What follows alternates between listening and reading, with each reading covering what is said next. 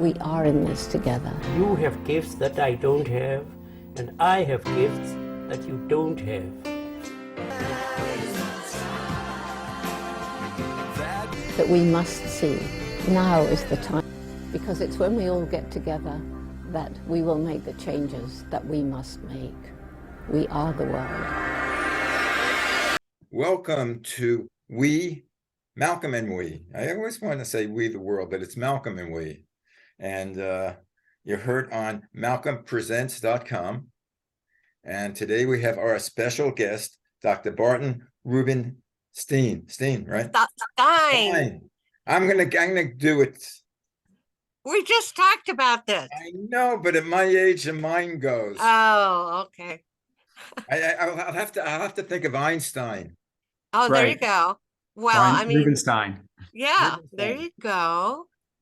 Anyway, and of course, my co-host, Jana Larson, who is hiding from us because we all have as a picture, but for some reason she does not want to appear. Oh, I went to appear. It's just when I tried to do my video, it started having a temper tantrum, my computer. So we decided to just hear my voice, and you can look at my picture. But anyway, yes, I am here. It reminds me of an Woody Allen joke, but we don't have time for that. Anyway, Jana, since you know Barton, Dr. Barton Rubenstein, better than I do, introduce him. Oh, okay. Intro.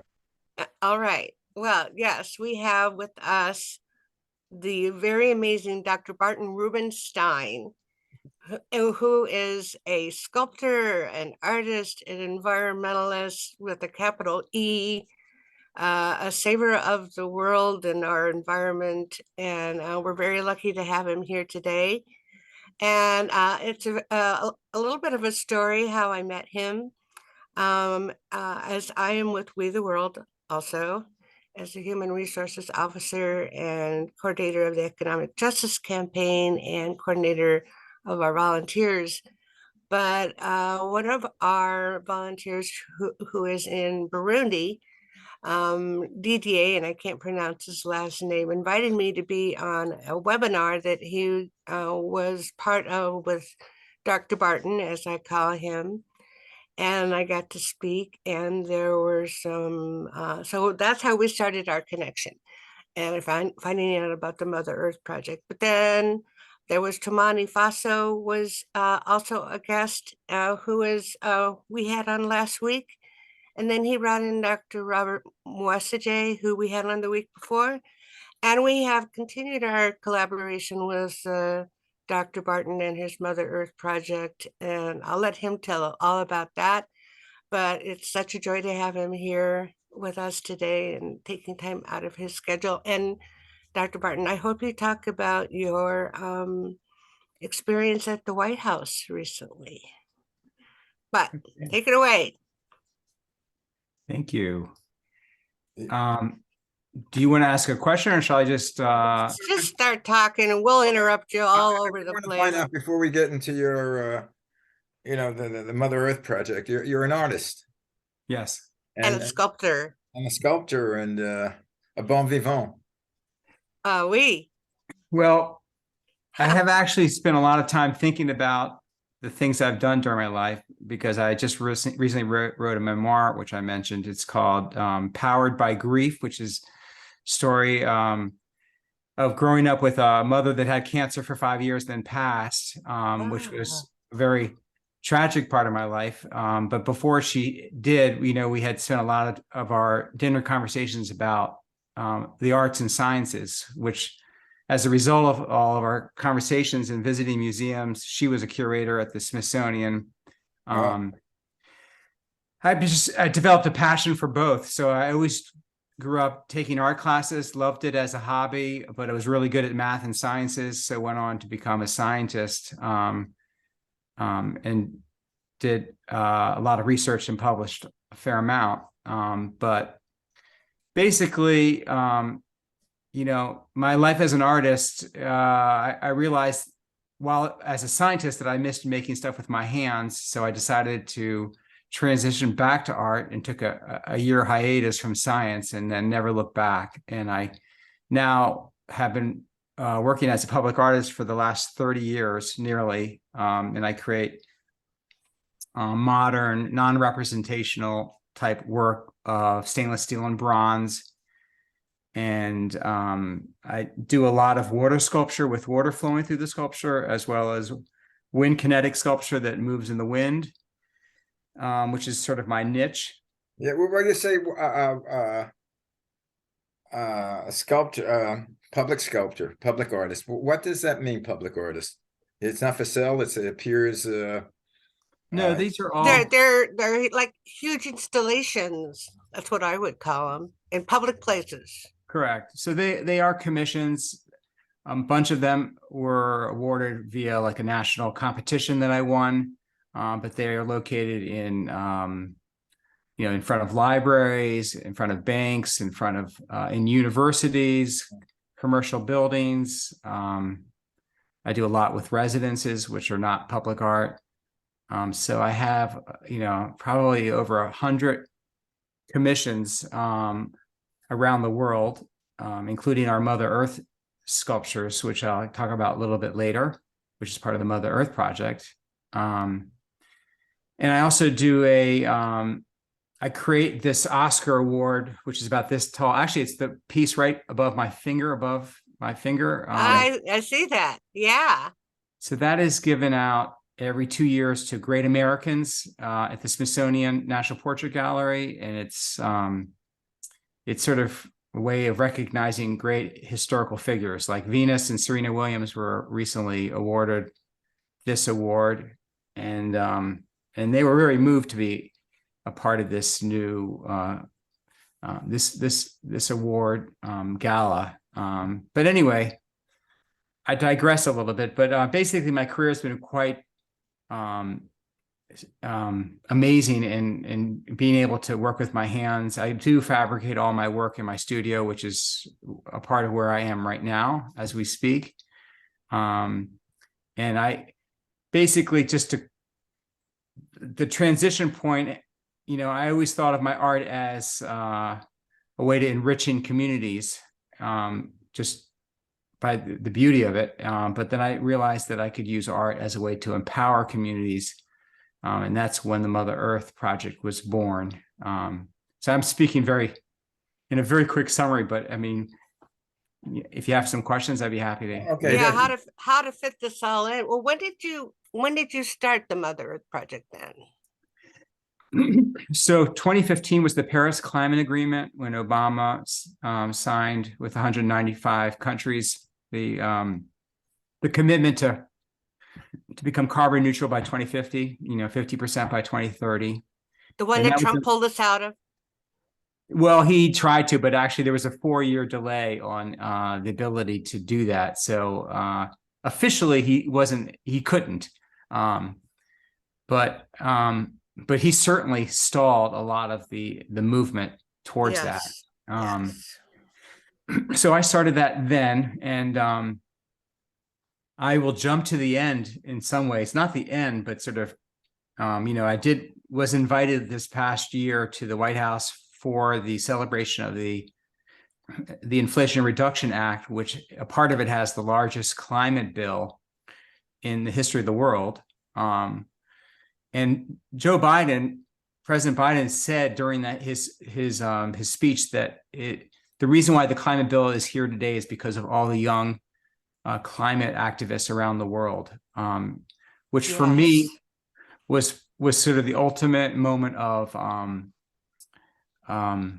validation for all validation. The work you've done. Thank you. I mean, because all of our work is based on raising climate awareness and also activating communities to demand better climate laws from their local politicians. So that's exactly our focus. So that's why it's so great you're here to talk about it.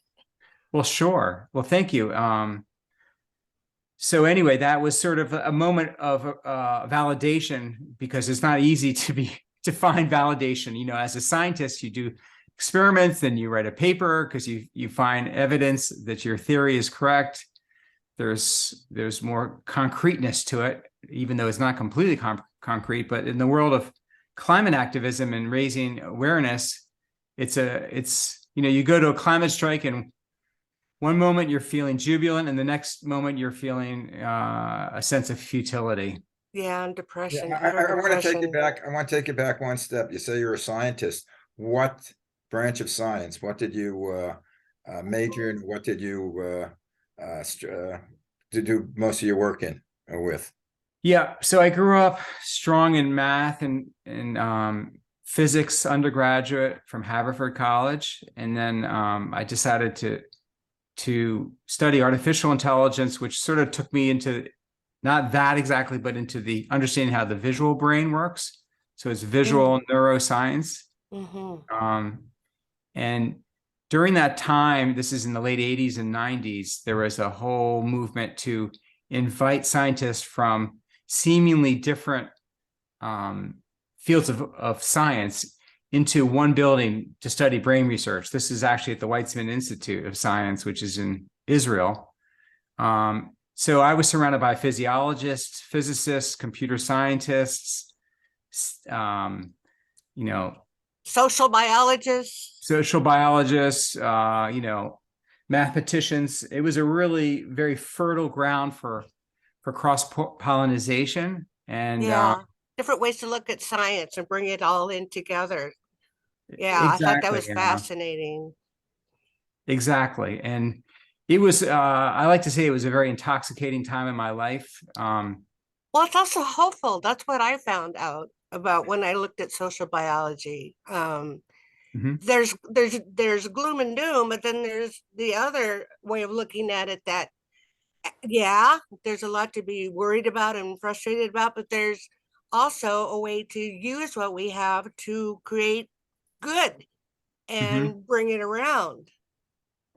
Well, for sure. I mean, the Weizmann Institute is a place for basic research. So we study the nature of the world for the sake of understanding it, but there are many spin-offs which, like we created these this COP1, which is for Alzheimer's disease, or Parkinson's disease. I'm sorry. And there's a lot of spin-offs that have created great benefits for humanity.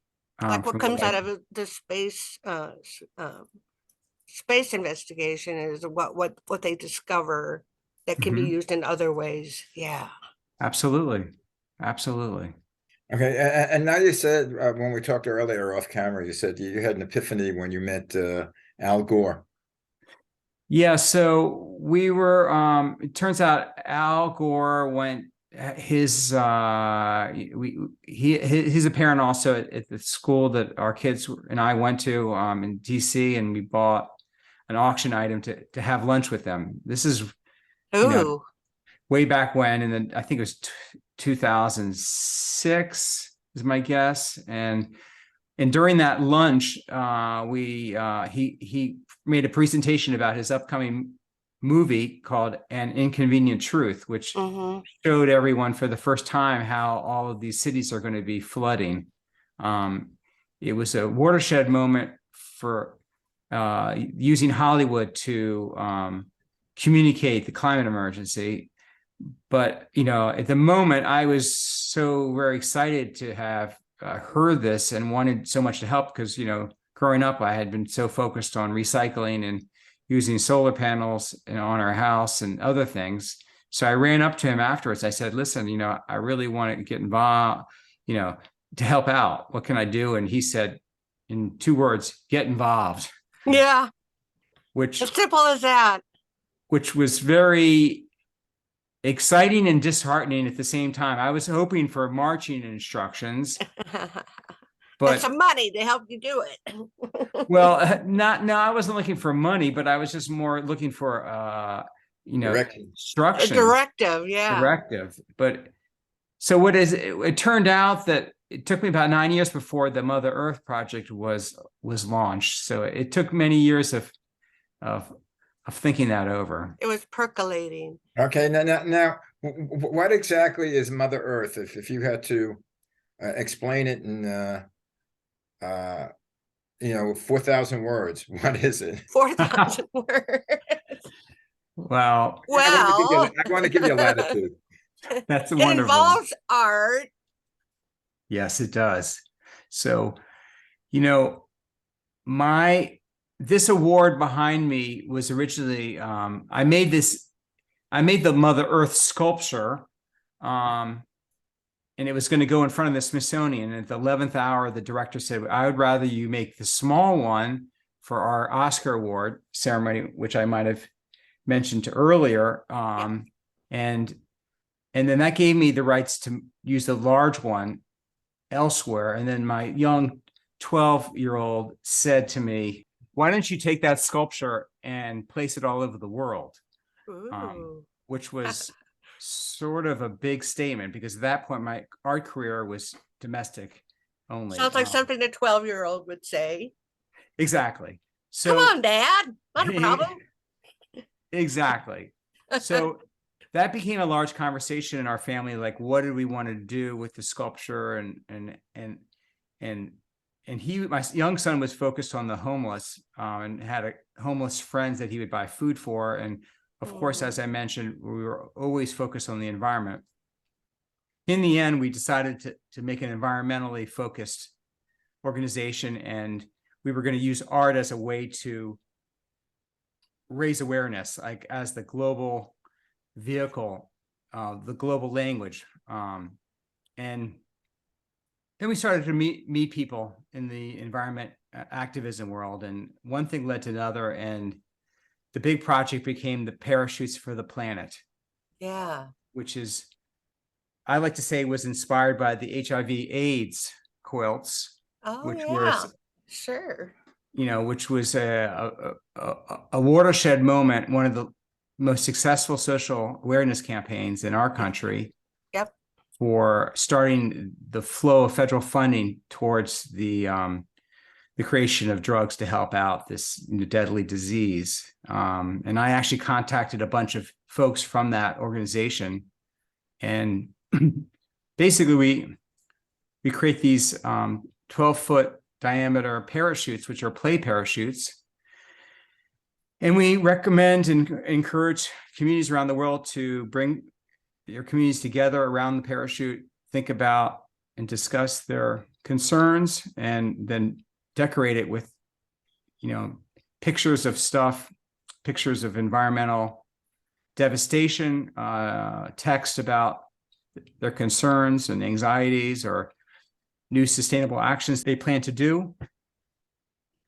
And somehow over the course of about a year or 6 months, we found the sweet spot, and the project just blew up all over the world. And we now have shipped over 4,000 parachutes around the world, not to mention all the ones that were created locally, which is hard to count. But these... And it's very visual and tangible. And it has, even from what I've seen, pictures like I think it was in Seattle, where you did there was a big event, and you have way up looking down and all these parachutes all together. It was really something. And So there in Tumani in Tanzania has really, that's really taken off with him and his school kids and everything. They've even put that on, painted it on the murals of buildings there. Yes. He's a fan, definitely. There's a lot to share, but Yana has touched on a few important things. I mean, the one in Tacoma, Washington was about 2 dozen. Tacoma. I thought it was Seattle. 2 dozen. Yeah, it's okay. Environmental organizations that got together, and they made these very large display around the government buildings that said "People over profit," which has become a big hashtag. Yeah. And now this group of parachutes is traveling around the world and is being displayed at big venues to, the bigger the visual message, the more impact it has. So like Yana said, in addition, the parachutes have been great because they're mobile. People strike with them. We support a lot of Greta Thunberg's Friday for Future campaign. So, there's thousands of climate strikers now around the world that have these parachutes that they've decorated and take to each and every march. But the murals are more a semi-permanent display of, the issues that are, like for instance, in Tanzania, or Tanzania, as they like to, as they call it. As I call it, exactly. Yeah, I guess I should probably use their I've really been pronunciation. trying to use their language as I work with them. But the murals are, we call them the Mother Earth murals. They have had a very large impact on people in the greater communities in these countries that would otherwise not be become educated, because as I've been told by a lot of my African friends, most of the people, 80% of the people in Africa think that the climate emergency is just a curse from God. It's not man-made. And it's important that everyone in the world knows where this is coming from, because when knowledge is very critical towards exacting change in society. Knowledge is power, and with power, you can use that power to make a difference. Yeah, Talk about branding, geez. Yeah, or using art, because our art gets into the emotion. It's not for some. I mean, when people talk about art, the critics, it becomes very boring because it doesn't. Or they make it so highbrow that you can't get involved with it. Yeah, right. It doesn't really mention the art gets to the heart. Why it gets to the heart, I am not sure. So it's like music. Well, it's really fun. It's a really interesting. The stories that I could share are quite endless, but the two stories that I'll share is we went to Panama City in the country of Panama for the Pope's pilgrimage there, and there was 500,000 people that flocked in from all over the world, and we brought 45 parachutes to Panama, which were painted and decorated by local parishes, and then they were hung in the stadium surrounding the Pope during one of his masses. And he actually took home one of the parachutes, and then a few months later, he sort of announced to the world and to his 1 billion followers that the climate emergency is real and we need to start to focus on it. So it was a very powerful event. But during that event, a lot of things happened that I didn't expect. And one of was just sort of meeting people and hearing their response to the parachute project.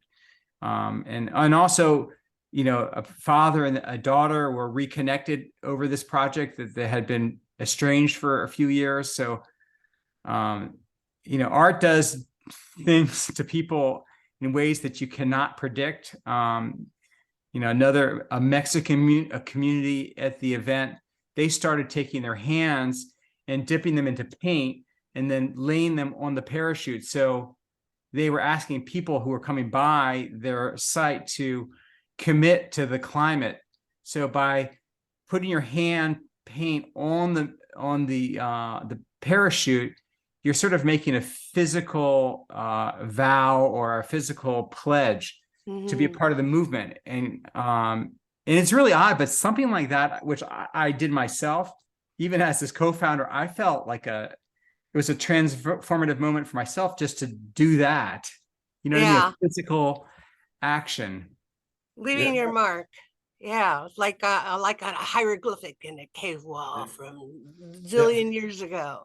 Wow, that just must be so overwhelming and such a cool feeling, but at the same time but there's so much to do. Yeah, for some reason, when you were talking earlier, I don't know whether it was on the air or we were talking about you going to Israel.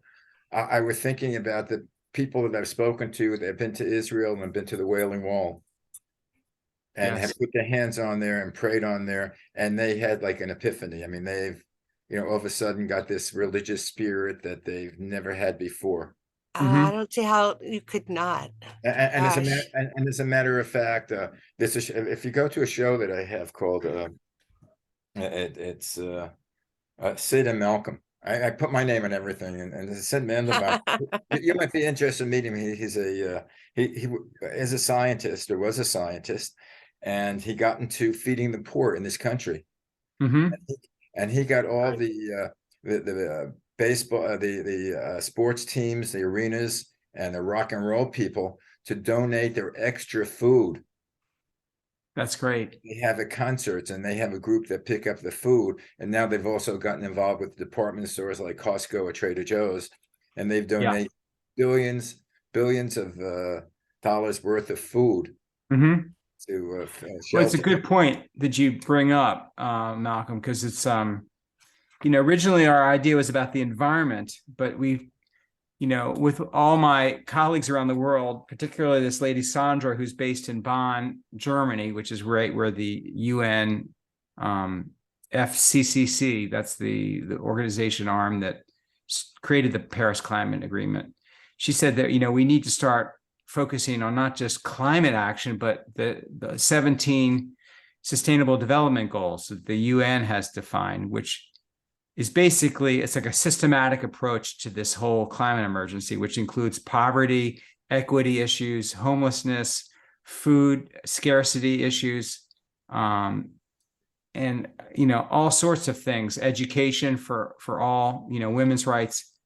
So we realized that, dealing with the homeless, we realized that we sort of came full circle with my son's vision about, trying to focus on the homeless. So now we're not just about climate action, but we're really about the 17 SDGs. And because of that, we work with organizations that that are trying to secure democracy in Myanmar, and to women rights initiatives in Africa, which there are many of. So it's actually been quite powerful, that transformation, because we realize that the climate emergency is not just about stopping the fossil fuels and keeping them in the ground. I mean, that is certainly the number one objective for sure, but it's a lot more than that. Yeah, that's exactly what We the World's about, because we see that all of those themes are interrelated and overlap, and each one can stand on its own as being a very legitimate, issue. And so that's why we work together with all of that and look to join with other organizations that are working on any of it or all of it.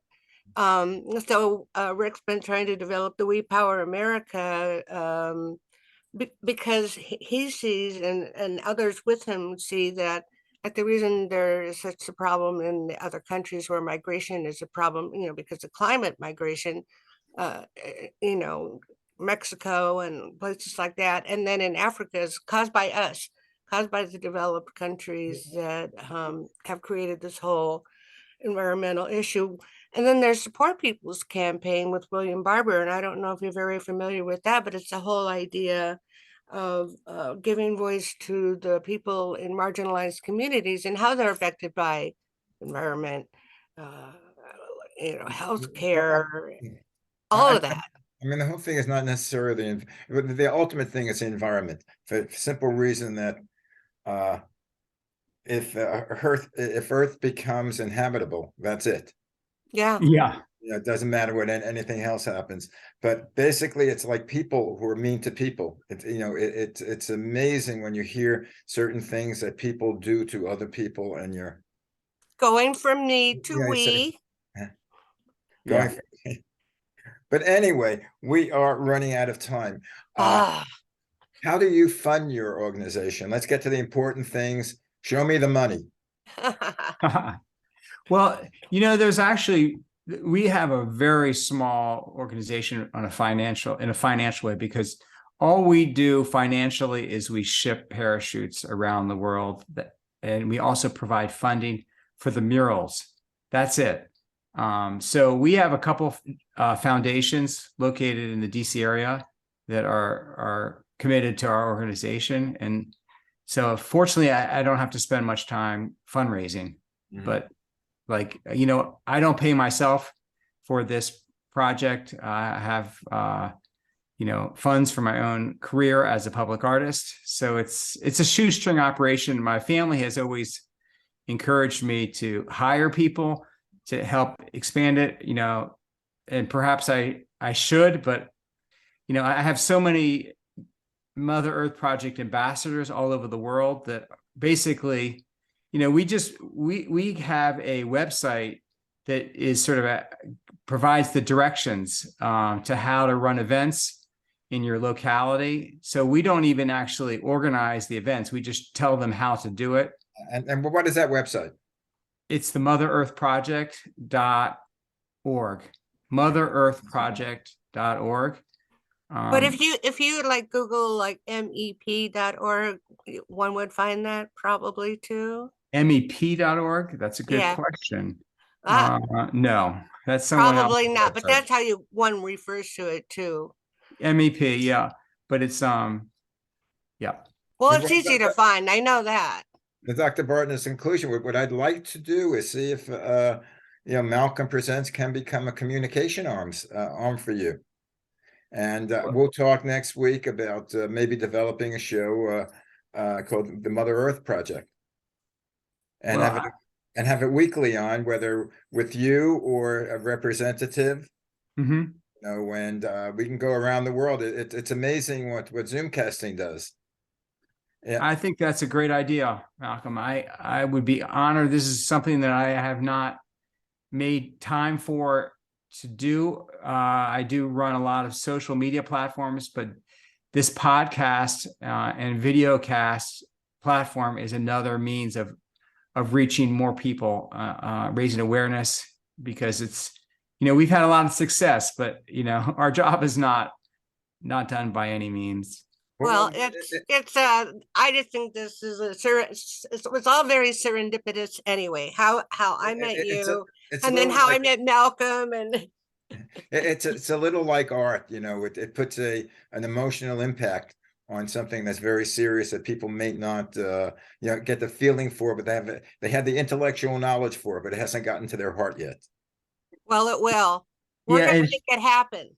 Yeah, I'll tell you one last thing. I went to a climate strike in Copenhagen, and we met with like the original climate striker, this kid was like 15 or so, and we strike with him one day. And the thing that occurred to me, which I was so surprised, that everyone came with such good spirits. Here they were carrying these signs that were just like complete devastation oriented, but they were all just sort of having a good time. Well, they're Danish. And I have found that is become sort of the common thread of all these climate strikes, is that you're not required to come sad and forlorn. It's okay to be in good spirits and focused, because that's the energy that's going to drive this revolution. Absolutely. And if you're doing something you love and you believe in, how can you not be happy? Actually, it's called hope. Yeah. Well, anyway, Dr. Barton, that's the end of our time. Stop that. And it was a pleasure meeting you, and thank you very much for your work. You're welcome. Thanks. Thank Thanks you. for your work. Thank you, Dr. Barton. And we will speak sometime next week and see if we can put together the program. Sounds great. And thank you, Yana. I'll speak to you. You're welcome. Me too. Go. This is the way we end all of our parachute Zoom calls. We hold the parachute together with our hands out like this, and we shake it. So if you want to put your hands up. And what they do is, we the world is make me to we. I like it. Yep, me to we. Yay. Bye. Bye-bye. The objective of the organization We the World is to facilitate cooperation on a global scale amongst groups and individuals dedicated to implementing solutions to the many challenges we face on the planet at this time.